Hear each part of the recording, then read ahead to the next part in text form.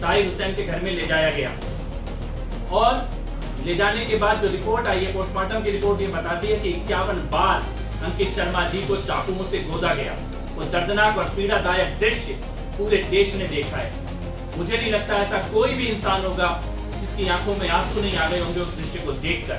ताहिर हुसैन के हाथों में खंजर दिया गया, लेकिन देने वाले, चलवाने वाले, इसका नैरेटिव बनाने वाले लोग अभी भी बचे हुए हैं। ये जो बड़ी साजिश है दिल्ली के खिलाफ, जिसमें पहले चारों तरफ से सड़कों को बंद कर दो और उसके बाद हिंदुओं का चुन चुन के नरसंहार करो, हिंदुओं की हत्या करने की साजिश था दिल्ली दंगा का पूरा घटनाक्रम, चुन चुन के हिंदुओं को मारना। देखिए आज की ये जो प्रेस कॉन्फ्रेंस है, कल एक निर्णय आया है न्यायालय का एक निर्णय है, बहुप्रतीक्षित निर्णय था। 6 साल से हम इस निर्णय की प्रतीक्षा कर रहे थे। 2020 में दिल्ली दंगों के दौरान एक नौजवान आईबी ऑफिसर, निरपराध, बेगुनाह, निशस्त्र, जो कि केवल अपने घर से कुछ सामान लेने के लिए निकला था, मुस्कुराता हुआ चेहरा, मासूम अंकित शर्मा, उसको खींचकर ताहिर हुसैन के घर में ले जाया गया और ले जाने के बाद जो रिपोर्ट आई है, पोस्टमार्टम की रिपोर्ट ये बताती है कि 51 बार अंकित शर्मा जी को चाकुओं से गोदा गया। यानी कि अंकित शर्मा जी की मृत्यु हो जाने के बाद भी ताहिर हुसैन और उसके जैसे लोग अंकित शर्मा जी के शव पर भी चाकुओं से वार करते चले गए और पूरी तरह से छत विक्षत शरीर को नाले में फेंक दिया गया। 2 दिन लगे ढूंढने में और 2 दिन के बाद उस नाले से अंकित शर्मा जी का शव, वो हाथ में रस्सी बांधकर जब निकाला गया, वो दर्दनाक और पीड़ादायक दृश्य पूरे देश ने देखा है। मुझे नहीं लगता ऐसा कोई भी इंसान होगा जिसकी आंखों में आंसू नहीं आ गए होंगे उस दृश्य को देखकर।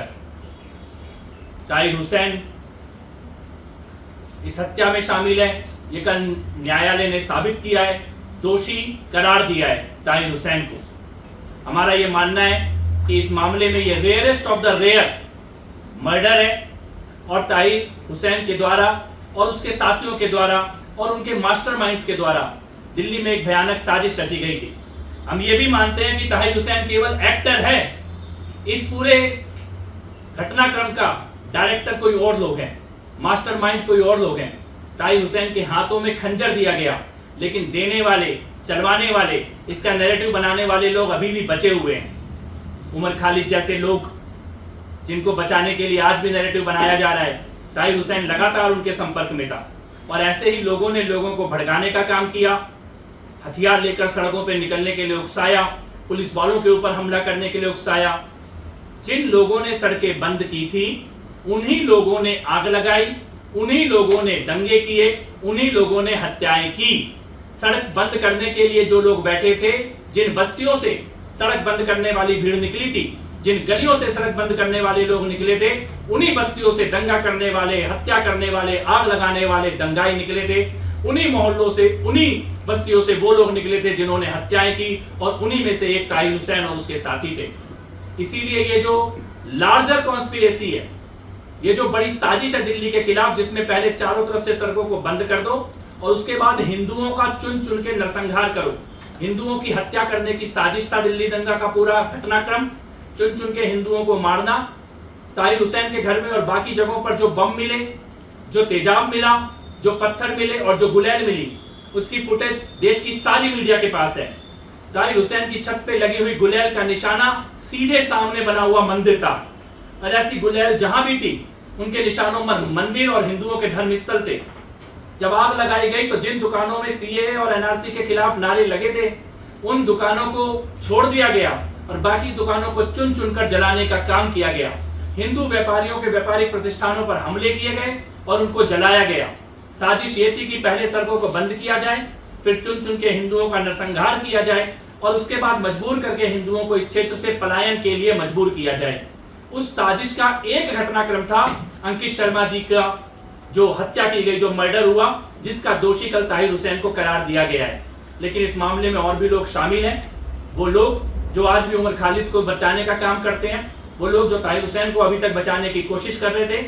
ऐसे विचारक, ऐसे लेखक, ऐसे पत्रकार, ऐसे वकील और ऐसे इंटरनेशनल बहुत सारे एक्टिविस्ट और एनजीओ हैं जिन्होंने इस दिल्ली दंगों को पूरी तरह से इसका रंग बदलने का, इसका सच छुपाने का पाप किया है।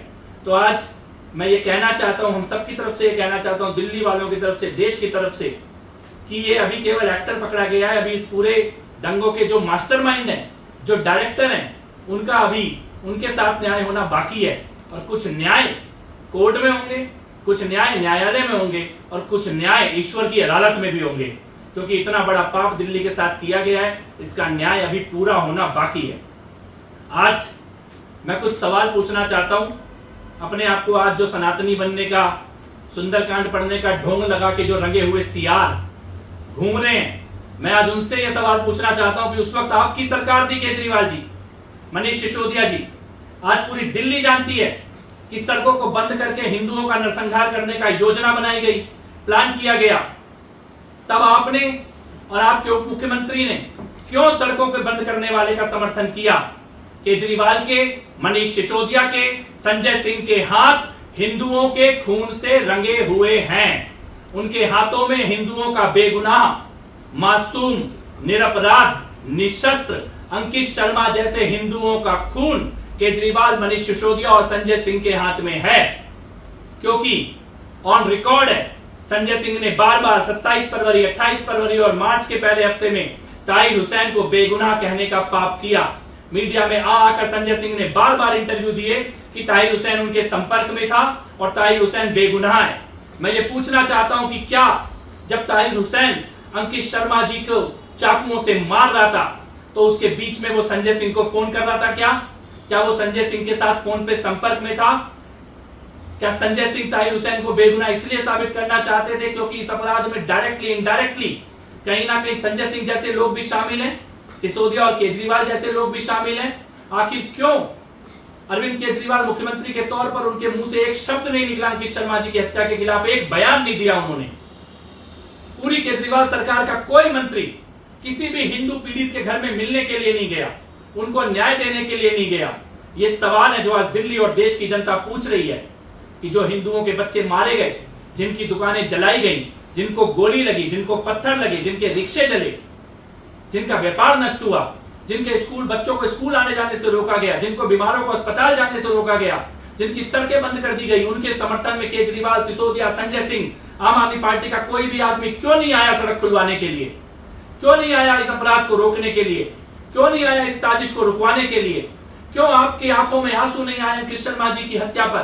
क्यों आपके मुंह से दो शब्द नहीं निकले जब आप सरकार में बैठे थे? दो शब्द आप नहीं बोल पाए इस तरह की हत्याओं के खिलाफ, इन दंगों के खिलाफ? क्यों मुख्यमंत्री और उनकी सरकार सड़क पे नहीं उतरी राहत देने के लिए जब दिल्ली में दंगे हो रहे थे? कहां गायब हो गए थे ये सारे लोग? क्यों नहीं आए थे जनता के बीच में? क्यों नहीं आए थे राहत देने? दिल्ली सरकार ने जो राहत का काम किया वो खाली कुछ खास मुस्लिम बस्तियों में राहत के कैंप लगाए गए। अगर हिंदू पीड़ित को राहत लेने के लिए भी जाना था तो मुस्लिम बस्ती के बीच में कैंप लगाए गए थे, वहां जाना था। सरकारी अस्पतालों में धर्म देख के इलाज किया जा रहा था। ये सवाल है, ये गंभीर सवाल है। और आज मैं ये कहना चाहता हूं कि अरविंद केजरीवाल, मनीष सिसोदिया, संजय सिंह और उनकी पूरी पार्टी और गैंग इनडायरेक्टली उन्होंने दंगाइयों का, आतंकियों का समर्थन किया है, उनको बचाने का पाप किया है। उनके हाथ में हिंदुओं का खून लगा हुआ है और इस हत्या के दोषी, सीधे तौर पे दोषी ताहिर हुसैन है, लेकिन अपरोक्ष रूप में सत्ता में बैठे उस वक्त के राजनेता भी ताहिर हुसैन के इस अपराध में शामिल है। ये हम लोग आज कहना चाहते हैं।